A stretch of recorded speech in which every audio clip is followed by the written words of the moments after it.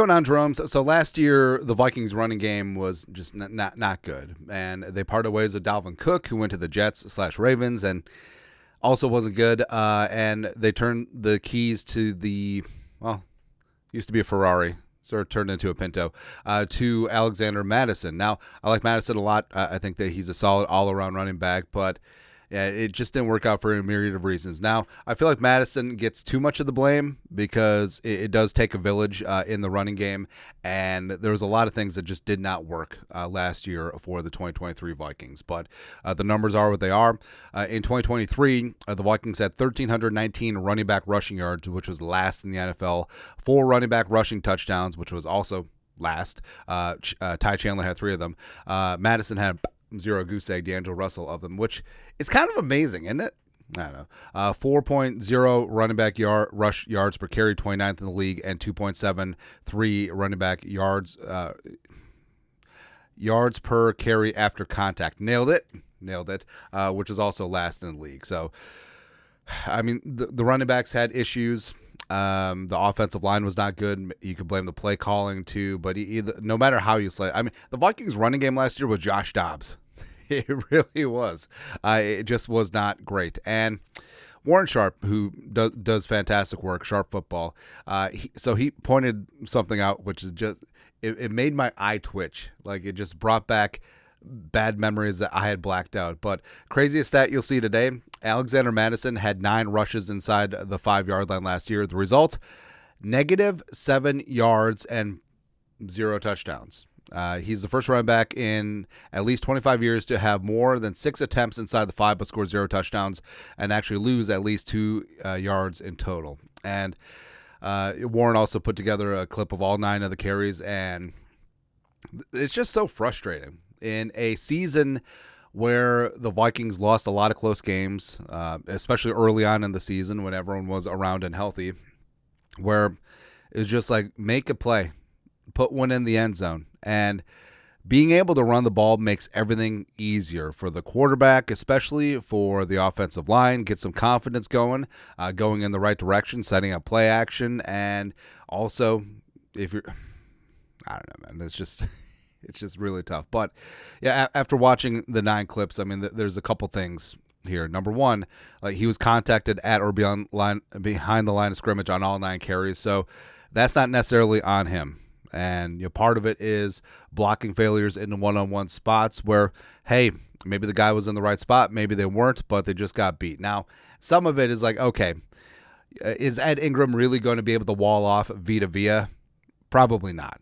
All right, so that's part of it. But also, I mean, all 9 of them, you just seem to have defenders in the perfect spot. All right, so it's either Herculean efforts by them, great defensive calls by the defensive play caller, and you could chalk it up to, was Kevin O'Connell too predictable? Were his tendencies out there, and defensive coordinators just made great calls at great times based on tendencies? That's certainly something to think about. Also, Mattison not having the burst or power. Like I said, he's a jack of all trades running back, but he wasn't going downhill and just hammering a hole or putting his foot in the ground and making a cut, and it's pretty evident, right? Also, for about half of the carries, I mean, Kirk Cousins was not a quarterback, so it was either Dobbs or Mullins or Jaron Hall, and you're not really too worried about it. Like, if Jaron Hall beats you, or Nick Mullins or Josh Dobbs beats you in one-on-one spots, I mean, so be it, right? We're going to load the box, and best of luck to you.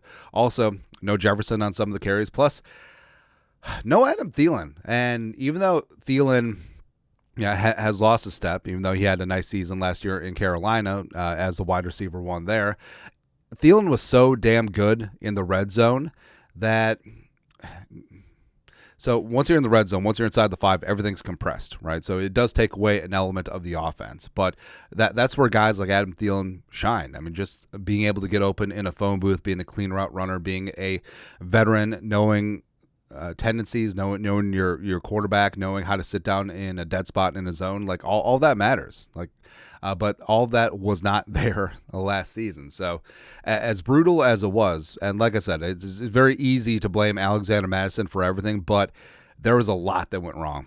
with the Vikings running game. But it just amazing. Again, 9 carries inside the 5, and you lose 7 yards and you don't score.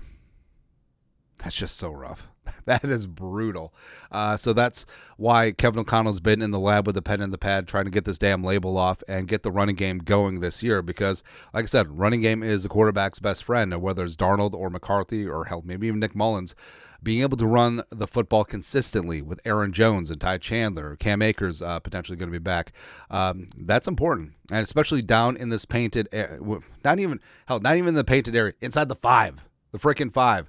So if you're not turning the ball over, which one of these was, or if you're not settling for field goals inside the 5 versus putting them in the end zone, that's going to make a huge difference between you winning games and having a good season or not.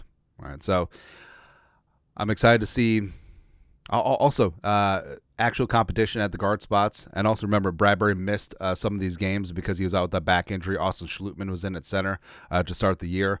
So health, competition up front, competency, consistency, better play calling, and better running back play.